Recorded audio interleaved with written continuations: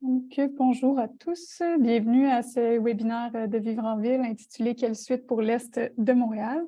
Merci de vous être joints à nous ce midi. Mon nom est Ali Labonté, je serai votre hôte pour cet événement. Je débute avec quelques consignes d'usage. Nous vous invitons à nous faire part de vos questions et commentaires via l'outil de discussion Zoom. Et on va les partager à notre panéliste à la fin pour la période de questions. Donc, pour accéder à l'outil, il vous suffit de survoler dans le bas de votre écran la fenêtre Zoom et de choisir l'option « Converser » avec l'icône d'une bulle. Et nous vous prions de bien demeurer constructif dans vos commentaires et vos questions. Et pour tout problème technique lié à la plateforme, vous pouvez écrire à l'adresse courriel événement@commercialvivre-en-ville.org. Donc, ce webinaire prend place dans le contexte où l'Autorité régionale de transport métropolitain a récemment déposé un rapport proposant une nouvelle mouture d'un projet structurant de l'Est de Montréal. Donc, notre présentateur aujourd'hui, Christian Savard, directeur général de Vivre en Ville, s'attardera aux enjeux pour l'Est afin de mettre en branle rapidement un plan de match pour ce secteur négligé de la ville et pour le transport en commun en général. À titre d'expert et de directeur général de Vivre en Ville, Christian a siégé sur le comité d'experts multidisciplinaire sur l'architecture et l'intégration urbaine du REM de l'Est, formé par le gouvernement et la CDPQ Infra en 2020, et ce jusqu'à ce que le projet soit repris par la Ville de Montréal, la RTM, la STM et le gouvernement québécois en 2022. La desserte de l'Est de Montréal et le développement de projets structurants en transport en commun figurent parmi les priorités de Vivre en Ville, d'autant plus depuis que le REM de l'Ouest a été confirmé. Je laisse donc maintenant la parole à Christian pour une présentation d'environ 20 minutes qui sera suivie d'une période de questions d'une trentaine de minutes. Donc, à toi la parole, Christian. Bonjour, bonjour à tous. Très chère équipe, vous me confirmez qu'on voit bien ma présentation en plein écran. Merci beaucoup, Thalie, pour la présentation. Merci tout le monde de votre présence. Quand même, 137 inscrits ce matin. Pour un webinaire sur un projet de transport en commun en plein été. Très content que ça vous intéresse. Rappel tout petit peu du contexte. Décembre 2020, le gouvernement du Québec, la Ville de Montréal et la Caisse de dépôt et placement, sa section infrastructure, annonce le projet de REM de l'Est, projet qui avait son lot d'avantages et son lot de défauts. Malheureusement, ou heureusement, je ne me prononcerai pas là-dessus pour aujourd'hui parce qu'on est plutôt dans l'avenir. Le projet tombe est repris en main par le gouvernement, la Ville de Montréal, la STM, la RTM en mai 2023. Et à ce moment-là, on dit, on va prendre le projet de la CDPQ, on va enlever la branche vers le centre-ville, qui était une branche en structure aérienne, et on va regarder qu'est-ce qu'on peut faire, qu'est-ce qu'on va faire avec le projet. On dit, on va prendre 6 mois pour faire un rapport. Finalement, ça a pris 6 mois de plus. Et on en arrive aujourd'hui avec le rapport qui a été déposé la semaine dernière, il y a une semaine très exactement, qui était pilotée par la RTM, mais la Ville de Montréal, le MTQ et la STM étaient également autour de la table. Rapport qui a semé, je dirais, un peu la consternation, la confusion sur le projet et qui fait en sorte que, aujourd'hui, on est probablement plus loin d'un projet qu'on l'était il y a un an et demi. Consternation pour 2 raisons essentiellement. Une des premières raisons, c'est le fait qu'on a abandonné complètement l'idée d'avoir un métro léger avec des structures aériennes ou au sol. Et pour revenir avec un tracé 100% souterrain. Et l'autre grand élément, c'est les coûts annoncés. On parle donc, disons, ce que vous voyez sur la carte, si on inclut les prolongements, on parle de quelque chose comme 34 km à 36 milliards.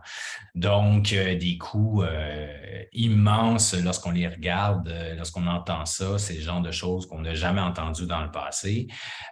D'où le fait que, évidemment, la réaction publique par rapport à tout ça, qu'elle soit politique, ou médiatique a pas été d'un grand enthousiasme. Et on se retrouve aujourd'hui, ben, là, tout le monde dit on n'avance pas.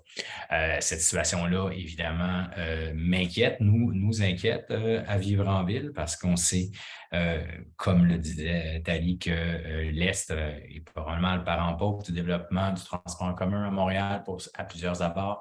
On va en discuter un peu plus tard. Donc, on va regarder la situation, mais on se retrouve aujourd'hui dans un contexte difficile. Donc, la présentation va se faire en 2 temps.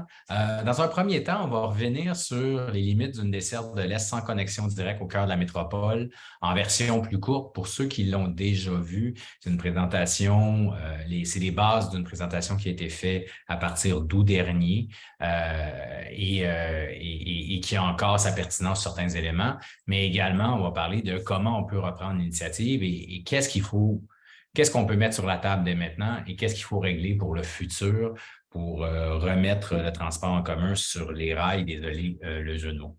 Donc, première partie de la présentation, les limites d'une desserte de l'Est sans connexion directe au cœur de la métropole qui a été un grand souci pour moi, mais également Christian Iaccarini, un autre membre du comité de travail sur le REM de l'Est version CDPQ Infra, où est-ce qu'on sentait qu'il y avait quelque chose qui ne fonctionnait pas dans le fait d'abandonner toute connexion au centre-ville et de revenir avec une ligne essentiellement connectée là, au métro, mais très à l'est et non pas dans le cœur du réseau.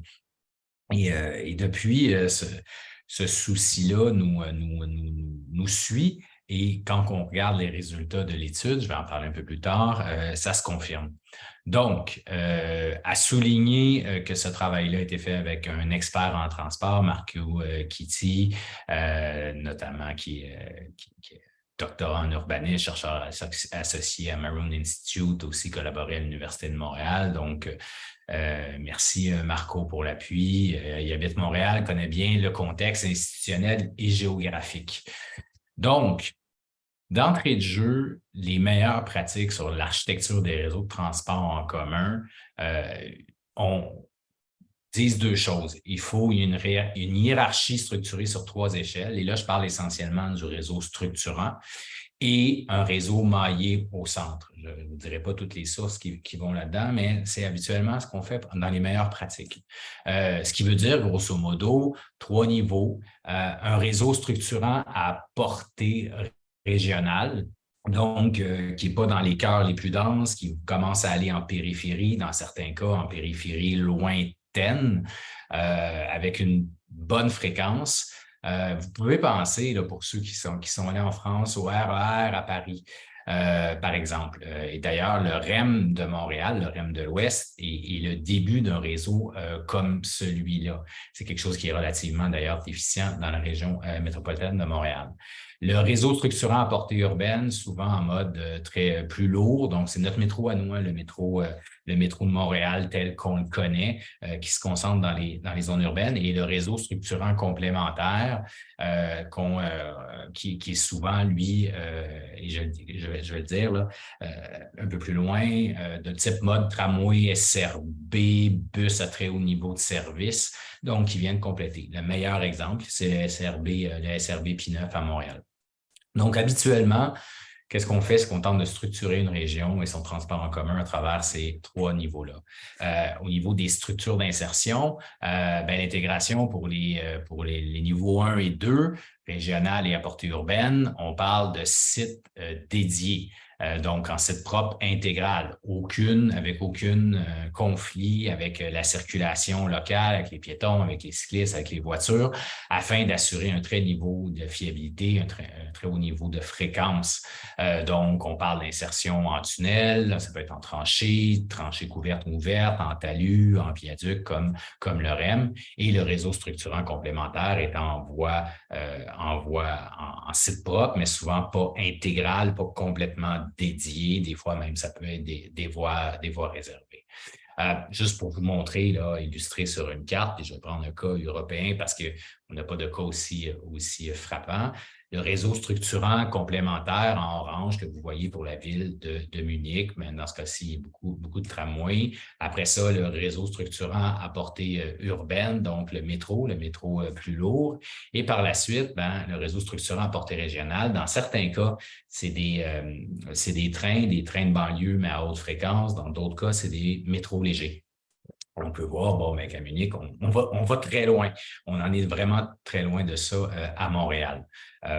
D'ailleurs, juste quelque chose à mentionner, malheureusement, le système ferroviaire québécois, montréalais, fait en sorte qu'on n'est pas capable d'aller chercher souvent une très haute fréquence sur nos trains de banlieue, d'où le fait qu'on est un peu en train de compenser avec souvent à cause du partage avec les marchandises, là, pour expliquer. Donc, ce qui fait en sorte qu'on a de la difficulté à utiliser nos trains de banlieue pour faire un réseau à portée régionale. Et donc, le REM vient, par exemple, combler cette lacune-là en partie. Si on compare, donc, les 3 niveaux que je viens de vous faire, vous avez Montréal à votre gauche et vous avez Munich à votre droite. Vous voyez quand même quelque chose qui va beaucoup plus loin à Munich et avec un maillage beaucoup plus serré. Si on prend un autre exemple, Milan, et d'ailleurs, c'est 2 villes relativement semblables à Montréal. Qu'est-ce qu'il y en est pour Montréal? Et je vous dirais qu'à partir de maintenant, c'est probablement les 2 slides les plus importantes, à mon avis, en tout cas, qui sont au cœur de mon engagement pour l'Est de Montréal. Donc, on a zoomé un petit peu, puis en fonction de la hiérarchie que je vous ai parlé, voici ce que ça donne pour Montréal. Donc, vous avez notre métro, vous avez le REM de l'Ouest qui est en train d'être complété, dont la première branche va ouvrir officiellement très bientôt. Et donc, je crois que sans trop de difficultés, on peut voir qu'il y a un grand trou quelque part dans l'est de la ville. L'Est de la ville qui ne dispose pas de ce type de réseau-là. Donc, grand trou vers l'Est, mais éventuellement vers les banlieues, qui était une des ambitions du projet structurant pour l'Est. Donc, l'Est de Montréal n'est pas connecté au cœur de la métropole, n'est pas connecté au cœur des réseaux et est sous-équipé en matière de transport en commun. Donc, il y a vraiment là, si on veut faire en sorte que Montréal ait un transport en commun fort, il faut remédier à cette situation-là. L'importance du maillage au centre, je vais y revenir. Très important de pouvoir, lorsqu'on fait ce genre de réseau-là, de pouvoir aller partout avec un minimum de transfert, par exemple. Ce que le projet actuel ne règle pas et n'a pas voulu régler, il semblerait, qui cause un désavantage compétitif. Si on regarde les points de correspondance, pour une ville, pour un réseau de transport en commun d'une ville, c'est ce qui permet d'aller partout. C'est ce qui permet d'aller partout en un temps relativement rapide, mais il ne faut pas non plus que ce nombre de correspondances soit trop élevé. Importance des connexions, mais pas trop de connexions non plus. Donc, pour arriver à ça, il en faut beaucoup. Si on regarde Montréal, on est à 7 points de correspondance, 18 points de correspondance pour Munich et on est autour de 29 points de correspondance pour Milan. Donc, on a un enjeu et comme je le disais, les transferts ne peuvent pas être multipliés trop non plus parce que ça fait en sorte que le transport en commun est désavantagé et n'est plus compétitif. L'architecture typique du réseau de portée régionale, il y a 4 types là, de réseaux. Les lignes diamétrales qui croisent un maximum de lignes, les lignes radiales qui se rendent uniquement au trait centre, sans croiser grand-chose, sans connexion, les lignes circulaires qui viennent brancher, qui viennent brancher différentes lignes et des lignes tangentielles qui viennent se brancher au réseau, mais en périphérie. Vous comprendrez que le projet qui est actuellement sur la table depuis 1 an est une ligne tangentielle qui se branche à la périphérie de la ligne verte et de la ligne bleue, avec l'éventuel prolongement, mais qui ne vient pas croiser l'ensemble du réseau. Pourtant, on le sait que pour le réseau à portée régionale, si on veut qu'il aille chercher un maximum d'effets, il doit avoir une porte, il doit être diamétral, donc croiser un maximum de lignes afin de donner des options. Ce qui est d'autant plus important, donc se rendre par exemple à la gare centrale et croiser, comme je le disais, un maximum de lignes structurantes. Un peu partout dans le monde, c'est le genre de choix qu'on a fait. La Elizabeth Line à Londres dernièrement qui vient d'ouvrir, c'est ça. La Ontario Line qui est en construction actuellement à Toronto fait ça. Et le projet qui est sur la table ne fait pas ça, malgré le fait que c'est un projet qu'on évalue pour l'instant à des dizaines de milliards de dollars. Donc, on a là un enjeu important. Parce que les lignes de TC structurantes à caractère tangentiel, et désolé pour le vocabulaire technique, mais j'aimais mieux en dire plus que moins pour que tout le monde comprenne bien, sont souvent sous-performantes et les chiffres d'achalandage qu'on a dans l'étude de la RTM le démontrent. Donc, je pense avoir démontré pourquoi les lignes vertes et bleues n'assureraient pas une desserte suffisante pour l'Est. Ça ferait en sorte que l'Est serait moins bien branché au reste. Je vais y revenir. Et pourquoi on ne pourrait pas en faire plus pour l'Est et le proche Est de Montréal, je dirais, à titre d'exemple, des quartiers très denses de l'Est du plateau, de Rosemont, qui ne sont pas desservis. On pourrait dire, est-ce que c'est suffisant à faire ça? Si on compare à la même échelle les 3 types de réseaux, les 3 types de lignes dont je viens de vous parler, bien, voici la densité qu'on retrouve à Milan. Donc, la densité à Montréal, la densité à Milan. Ce n'est pas abusif d'ajouter à Montréal une ligne de métro léger qui viendrait croiser en son centre. En fait, c'est un réseau normal. Face à cette situation-là, la société civile de l'Est de Montréal s'était mobilisée pour mettre 5 grands critères, agir rapidement, inclure un nouveau lien direct vers le centre-ville. Donc, agir rapidement, on est rendu en 2036, on n'est plus dans l'ordre du rapide. Inclure un nouveau lien direct avec le centre-ville, une desserte en site propre intégrale, une grande couverture géographique et en faire un levier de revitalisation urbaine. À la lumière de ce qu'on entend, on ne pourra pas aller chercher tous ces critères-là, mais il faudrait en cocher quelques-uns et pour l'instant, on en coche à peu près un uniquement. Donc, nouveau REM de l'Est, ce qu'on avait proposé en août dernier. Et un peu plus tard dans la présentation, je vais vous parler de quelle est la proposition de Vivre en Ville pour continuer d'aller de l'avant. Donc, grosso modo, on faisait le projet de la CDPQ, mais au lieu de passer au sud pour rejoindre le centre-ville en aérien, on passait en souterrain à partir de l'hôpital Rosemont dans une branche commune, traverser les quartiers denses de Montréal pour aller rejoindre le centre, se connecter à la ligne orange, à la ligne verte et à la gare centrale. Ça ajoutait 5 nouveaux points de correspondance et ça faisait en sorte aussi et ça, c'est une de mes slides favoris pour démontrer qu'avec le projet sans branche au centre, vous voyez le nombre de correspondances ou le nombre de fois qu'il faut embarquer dans un transport en commun potentiellement pour se rendre à différentes destinations à Montréal à partir de l'Est. Donc, on se rend compte que l'Est de Montréal se rend à peu près partout. On doit faire beaucoup de correspondances pour se rendre à différents endroits. Comparativement à si on fait une branche au centre-ville, tout d'un coup, vu qu'on croise à peu près tout le réseau, on peut se rendre partout en une seule ou au pire deux correspondances, ce qui vient véritablement désenclaver l'Est de Montréal et vous voyez les avantages d'une ligne diamétrale ici. Parce que là, qu'est-ce qu'on comprend?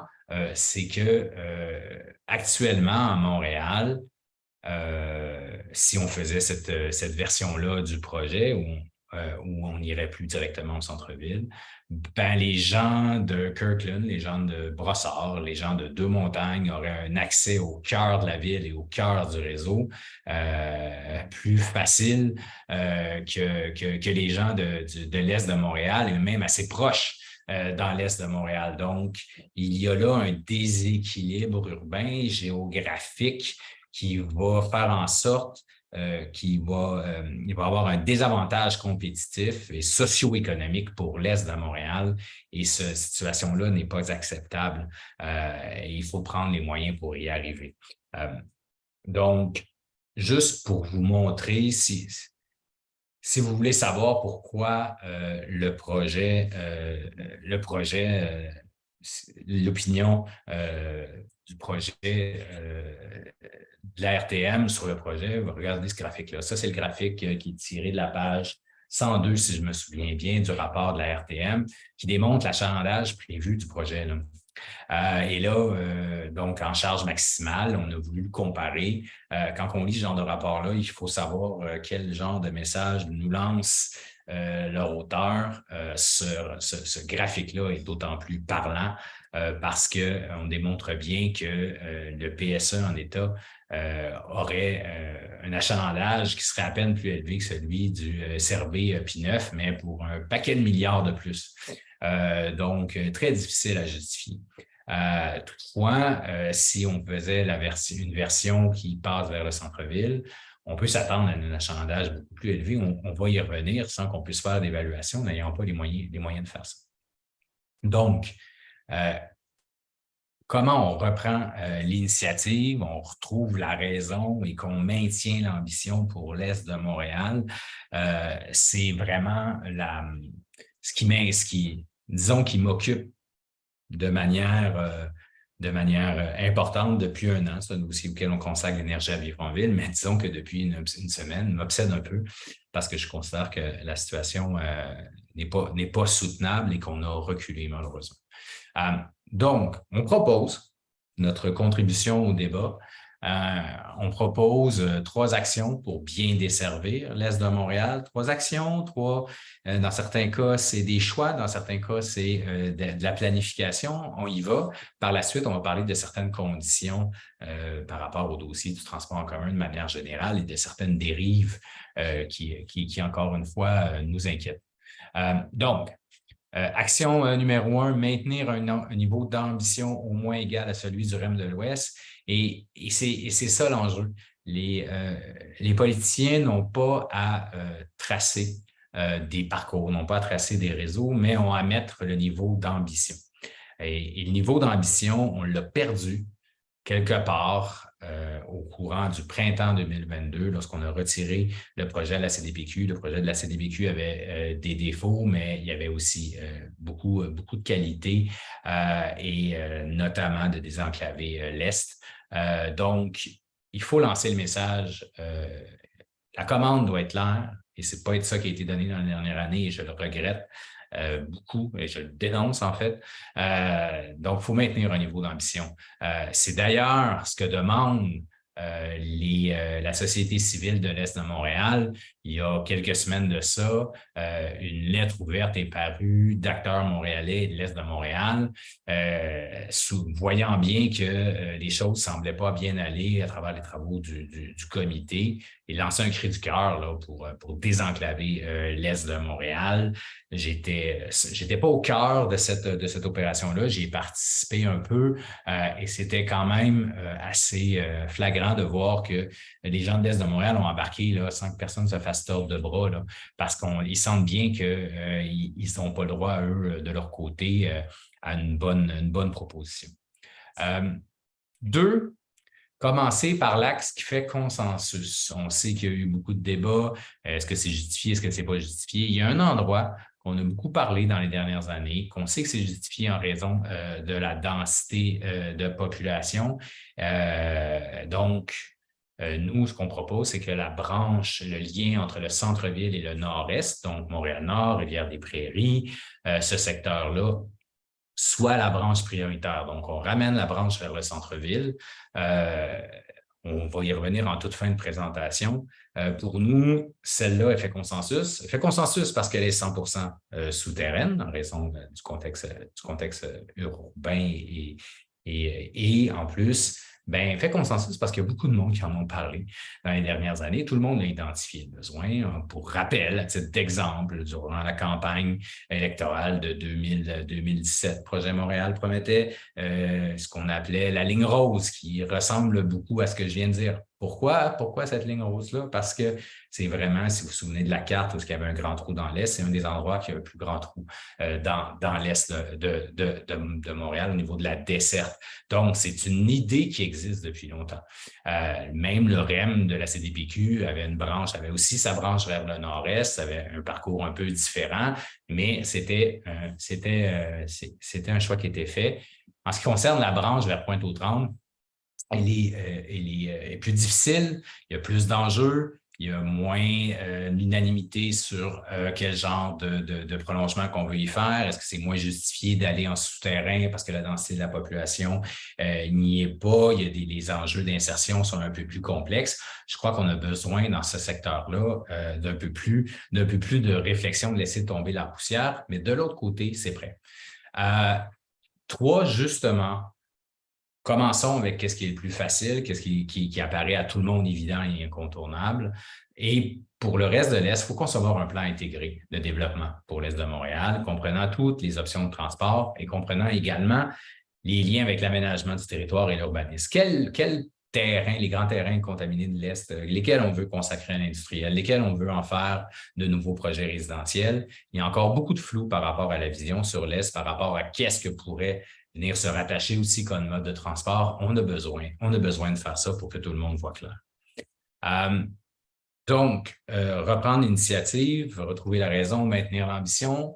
Je dirais que c'est la section maintenir, retrouver la raison. Il y a trois conditions pour assurer l'avenir du transport en commun de manière générale au Québec, mais également pour l'Est du Québec, l'Est de Montréal qui nous concerne plus.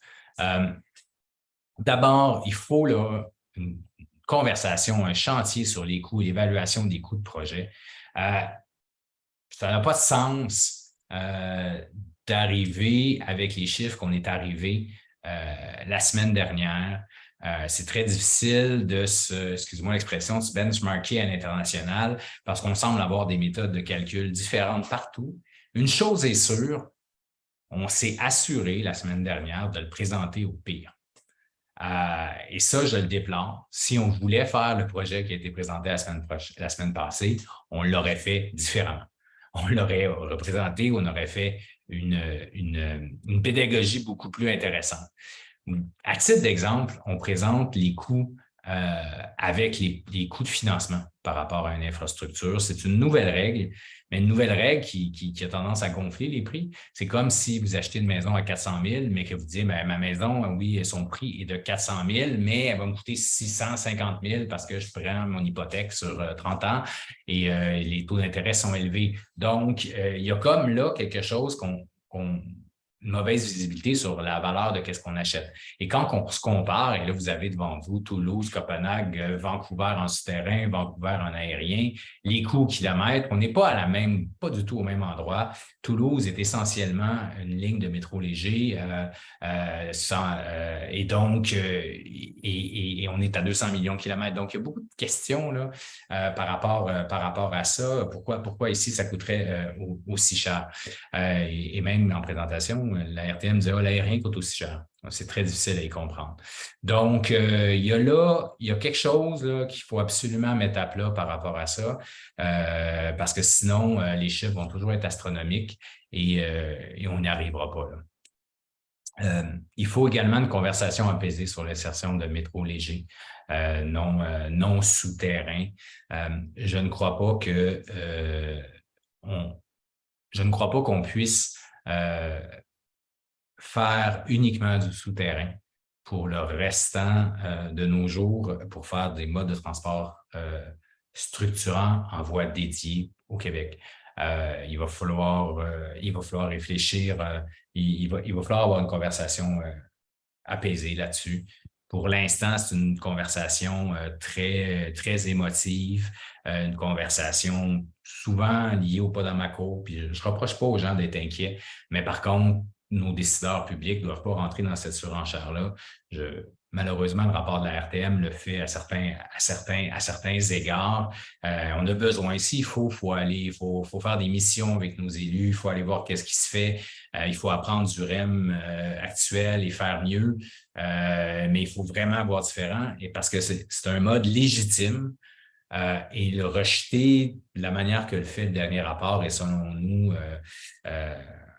un manque de responsabilité parce qu'il faut se le garder dans notre boîte à outils. Écoutez, je ne suis pas en train de proposer de faire ça, mais je veux juste mettre les choses en perspective.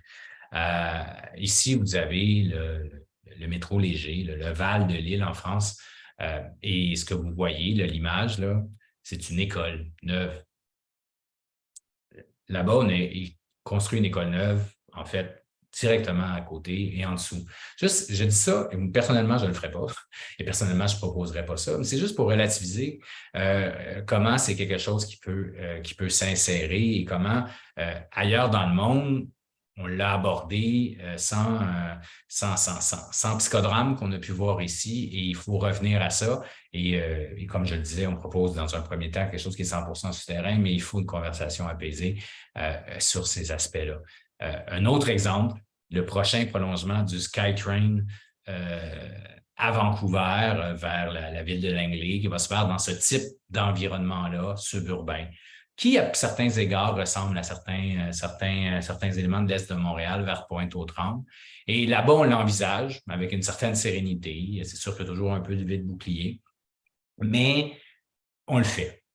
Ici, c'est comme si c'était complètement une idée farfelue de faire ce genre de choses-là. Ce n'est pas le cas. Et c'est pour ça que j'en appelle à regarder ce genre de choses-là de manière plus apaisée, parce que parfois, ça peut devenir aussi des infrastructures linéaires très intéressantes pour d'autres modes de transport, pour amener des places publiques et ainsi de suite. Donc, juste là-dessus, il nous faut une conversation apaisée. Évidemment, il va nous falloir, et si je peux me permettre de revenir un instant sur les structures aériennes, imaginez si il fallait, pour la voiture, là, si on décidait que la seule manière de l'insérer qui était acceptable, c'était de la mettre en souterrain. Là. Quoi, on mettrait en souterrain l'ensemble des stationnements de surface? On mettrait en souterrain l'ensemble des autoroutes? Non, pour ça, on ne le fait pas. Et c'est tout simplement parce que la norme sociale a accepté la voiture. Malheureusement, la norme sociale n'a pas encore accepté le transport en commun. C'est quelque chose à revoir. Et c'est même le cas dans des modes un peu plus doux, comme le tramway à Québec, où il y a des levées de bouclier. Donc, pour finir, comme je le disais, nos 3 conditions, les rappeler, maintenir un niveau d'ambition moins aussi élevé que le REM de l'Ouest, commencer par un axe fort entre le centre-ville et le nord-est et concevoir... donc, non, c'est mes actions, désolé. J'ai fini ça à la fin, je suis un petit peu moins préparé. Donc, c'est la synthèse de nos propositions, ce qui pourrait donner éventuellement, et c'est ça sur lequel il faut se concentrer dans un premier temps, quelque chose qui est mûr, quelque chose que les acteurs veulent, quelque chose qui va aller chercher beaucoup d'achalandage. Donc, l'idée, mais moi je l'appelle le REM rose pour sourire un peu, l'idée d'un REM rose qui partirait du nord-est de Montréal. Est-ce qu'on part à Rivière-des-Prairies, à Montréal-Nord, à Saint-François, à Laval, mais qui vient rejoindre le cœur de la métropole, le cœur du réseau de la métropole, ce qui fait en sorte qu'au moins le nord-est de Montréal et une bonne partie de son proche-est va être désenclavé, il va avoir une offre de transport collectif. Pour la branche vers Pointe-aux-Trembles, laissons mûrir un peu les choses, commençons avec cette première grosse bouchée-là. Et par la suite, on réfléchira à comment, ou on peut réfléchir pendant, à comment on fait pour l'autre axe pour le transport collectif. Donc, de cette manière-là, on vient vraiment désenclaver une bonne partie de l'Est et on pourrait repartir sur un bon pied sur quelque chose qui fait consensus et qui est proche de la proposition du REM et surtout proche de la proposition de la ligne rouge qui avait eu un accueil très enthousiaste. Donc, pour nous, c'est vraiment une des voies, la voie à suivre là, pour reprendre l'initiative rapidement. Pour conclure, et j'ai été un petit peu plus long que prévu, mais j'ai voulu prendre mon temps pour bien dire les choses. Je fais juste un rappel. Ici, vous avez une capture d'écran de la conférence de presse qui avait été tenue par, comme vous voyez, présidé par le premier ministre Legault, mais également avec le président de la Chambre de la CDPQ, donc la Caisse de dépôt et placement, et Valérie Plante, mairesse de Montréal. Donc, en décembre 2020, on avait ce genre de conférence de presse-là pour nous annoncer un projet pour l'Est de Montréal. En juillet 2023, on a un rapport de la RTM qui amène plus de questions que de réponses. Force est de constater donc qu'on a reculé pour l'Est de Montréal, situation que je déplore, et que si on veut être à la hauteur des promesses qui ont été faites aux gens de l'Est de Montréal, il faut rapidement reprendre l'initiative. Et Vivre-en-Ville a proposé 3 actions, 3 conditions pour le faire, mais il y a urgence d'agir et il y a urgence d'avoir un leadership de la part de nos politiciens pour nous sortir d'une situation qui s'est enlisée malheureusement, et on va avoir besoin d'un bon coup justement de leadership pour s'en sortir. Donc, merci beaucoup. Je crois que je vais prendre quelques questions et j'espère que ça vous a éclairé sur la situation actuelle. Oui, j'arrête mon partage d'écran ou pas? Oui. Oui, on peut l'arrêter.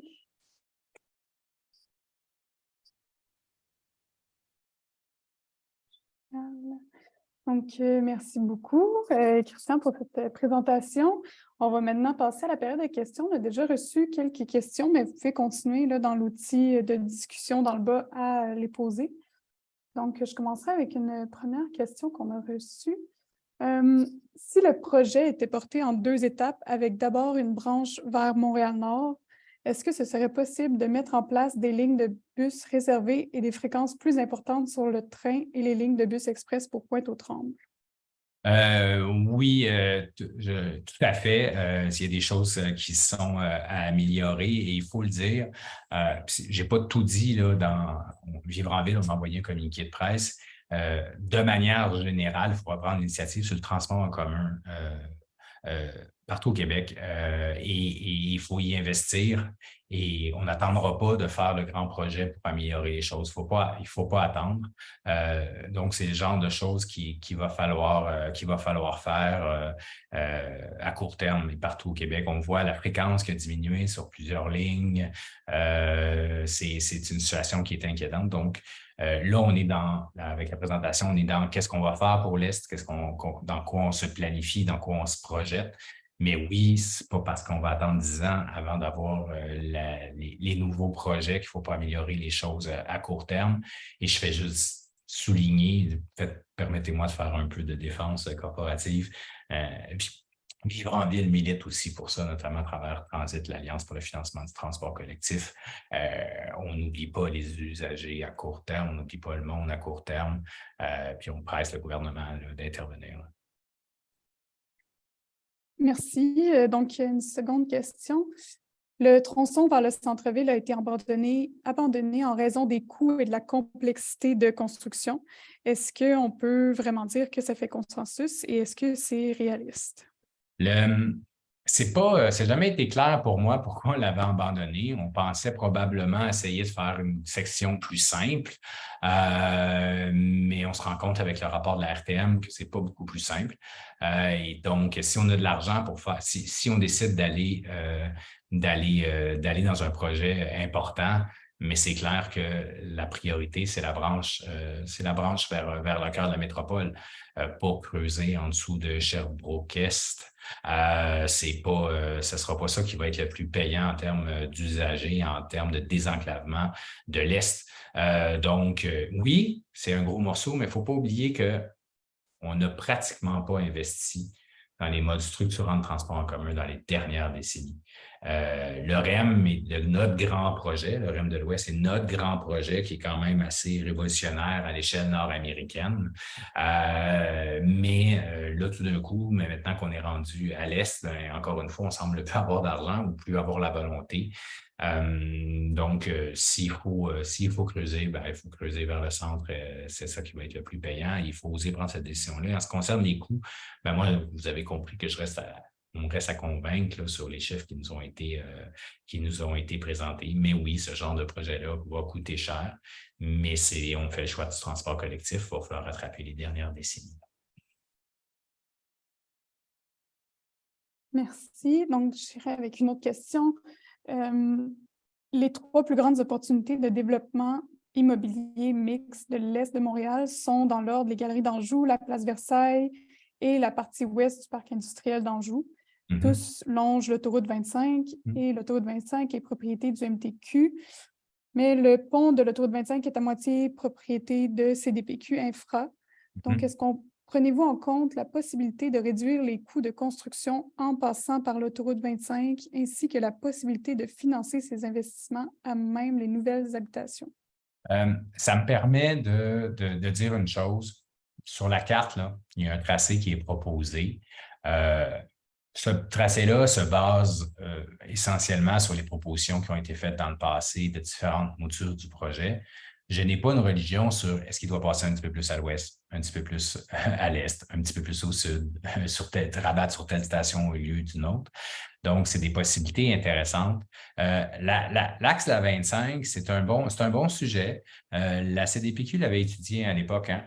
C'est une insertion qui n'est pas si évidente que ça parce qu'on est à côté d'une autoroute.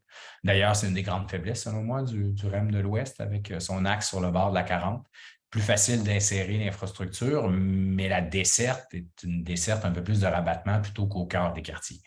Je ne l'exclurai pas d'entrée de jeu et je pense qu'on va avoir besoin d'une autre bonne année de planification, mais a priori, passer davantage au cœur des quartiers montréalais m'apparaît plus porteur. Parfait, merci. Ensuite, est-ce qu'on saurait l'achalandage envisagé avec une branche centrale vers le centre-ville? Je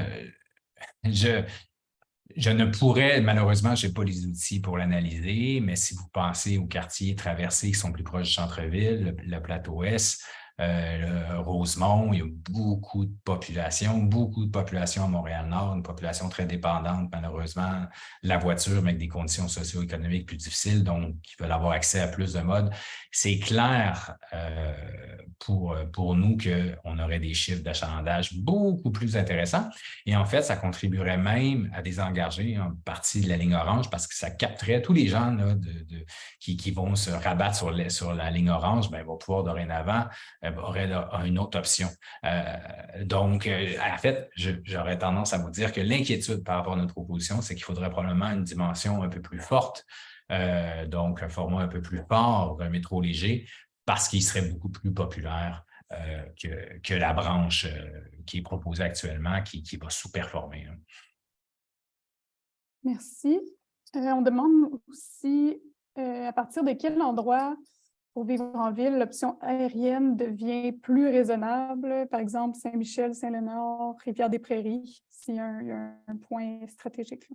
Bien, il y aurait différentes options vers l'est ou nord. Est-ce qu'on se rabat sur une emprise ferroviaire? Est-ce qu'on se rabat vers des gens qui m'ont écrit, qui ont parlé de la 40? Est-ce qu'il y a d'autres axes? Où est-ce qu'on pourrait sortir de terre dans cet endroit-là?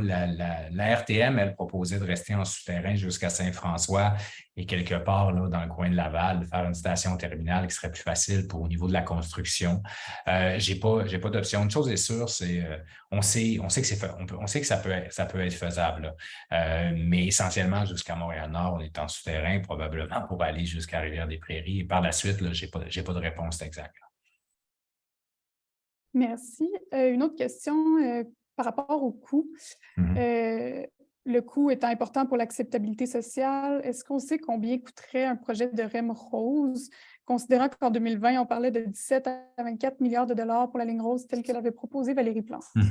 Ben, probablement dans des eaux qui vont être très chères. Ça va être cher. Mais la décision qu'on a à prendre, c'est est-ce qu'on veut que le transport en commun devienne une option partout, notamment dans des milieux denses qui sont conçus pour recevoir du transport en commun. Et rendu là, c'est un choix aussi de société qu'on veut faire. Et si on fait ce choix-là, il m'apparaît évident que cette option-là est la meilleure et la plus forte et va attirer. Mais si on fait le choix qu'on garde le transport en commun qu'on a actuellement et qu'on n'essaye pas de le développer, ben, on ne le fera pas. Mais il ne faut pas juste le compter en nombre de milliards actuels, il faut le compter en nombre de milliards qu'on n'a pas mis depuis 40, 50 ans. Des choses qui auraient dû être faites et qui n'ont pas été faites. Mais comme je vous le dis, Toronto actuellement fait un projet de ce type-là. C'est possible.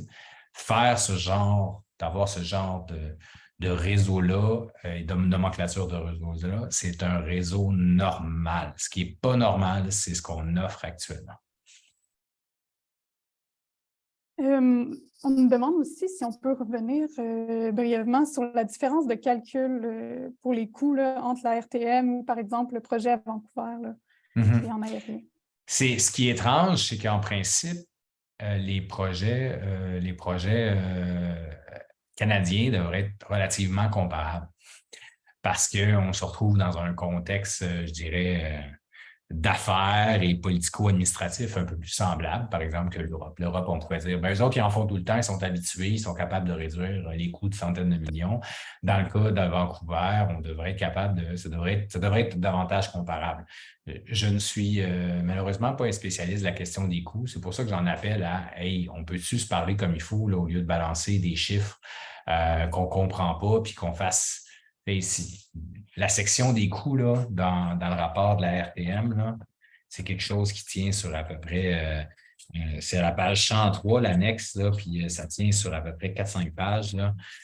Je ne suis pas un spécialiste, je sais juste qu'il y a quelque chose qui ne fonctionne pas dans ce qu'on nous présente, selon moi, en tout cas quand on se compare, et c'est ce qu'on me dit aussi un peu en privé. Là. Donc, c'est pour ça que c'est sûr que si tu veux noyer ton chien, dis qu'il a la rage, là, mais des fois, je me demande si on n'est pas dans une situation comme celle-là, sans vouloir faire prendre de l'intention à qui que ce soit. Il y a des questions à se poser là-dessus, et c'est pas pour rien que tous les commentateurs sont un peu éberlués de ce qui est présenté. Merci. Ouais, je vais passer à une autre question, on a le temps. Donc, on mentionne qu'un réseau structurant de transport collectif devrait être supporté par une vision de développement du territoire, notamment là, pour inclure tout ce qui est des milieux économiques. On parle de commerce.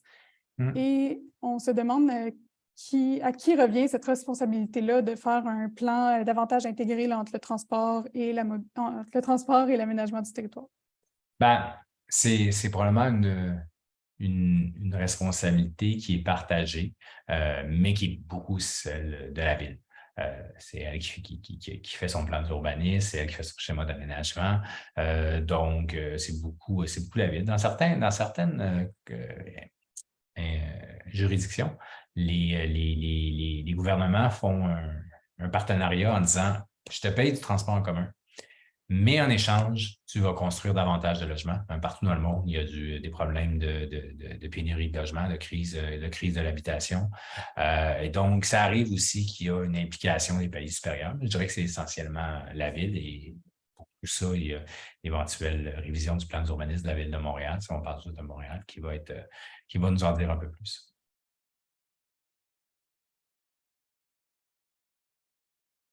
Pardon. Oui, mon micro était coupé. Donc, on a une question qui fait un peu écho à la précédente. On dit que cet épisode démontre encore une fois qu'il y a une dysfonction dans la planification des transports à Montréal avec tous les acteurs réunis, la RTM, la STM, la ville, le ministère également, qui sont tous autour d'une même table et le résultat demeure décevant. Donc, au-delà du projet, quelle gouvernance des transports serait nécessaire pour mieux avancer? C'est assez large. C'est la grande question. Est-ce que, et je sais que là, ça hérisse tout le monde parce qu'il y a beaucoup, et c'était dans notre communiqué de presse, là, puis je n'ai pas beaucoup abordé là, la question, là, mais il y a malheureusement énormément de rivalité entre les acteurs. Il y a pas un lien de confiance qui existe. Il y a aussi des rivalités avec la CDPQ. On sent bien dans le rapport de certains éléments que je trouve un peu que tu sens bien que c'est des messages qui sont passés, là. La situation actuellement n'est pas saine. C'est sûr que du côté de Vancouver, TransLink est probablement une des gouvernances les plus intéressantes, où la planification est à TransLink, les opérations sont à une autre organisation.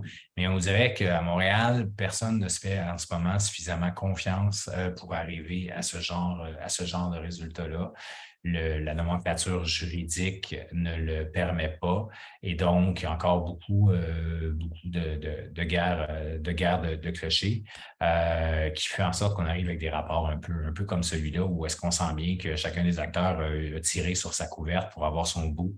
Et là, on se retrouve dans un cul-de-sac. Donc, oui, mettre fin à la rivalité entre les acteurs est important. Peut-être qu'éventuellement, il y a un chantier à faire, mais il faudrait le faire vite. Puis ça ne vaut pas la peine d'arrêter certains éléments qui sont importants, certains grands projets qui sont importants en attendant d'arriver au grand soir de la bonne gouvernance. C'est toujours un message que j'ai tenu, mais force est de constater qu'il y a un problème. Merci. Donc, là, on s'en va dans un autre répertoire avec la prochaine question. On demande quels sont les objectifs de réduction des gaz à effet de serre et de transfert modal qui sous-tendent la proposition du REM Rose? Il y a gérer une région métropolitaine comme Montréal. D'abord, tu ne peux pas avoir comme seul indicateur les gaz à effet de serre ou seul indicateur. Il y a des indicateurs, par exemple, sociaux, desservir certaines populations mal desservies. Je n'ai pas ces chiffres-là, mais il m'apparaît quand même assez évident qu'il y a dans cet axe-là une forte demande, qu'il y a un manque pour ce secteur-là.